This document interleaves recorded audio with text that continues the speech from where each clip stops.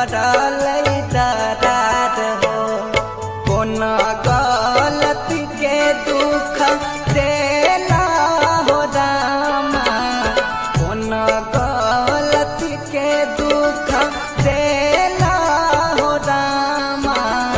कलबो सुखाए गेले नलो में नहीं पनिया, एक घोटले छूटे छे परा।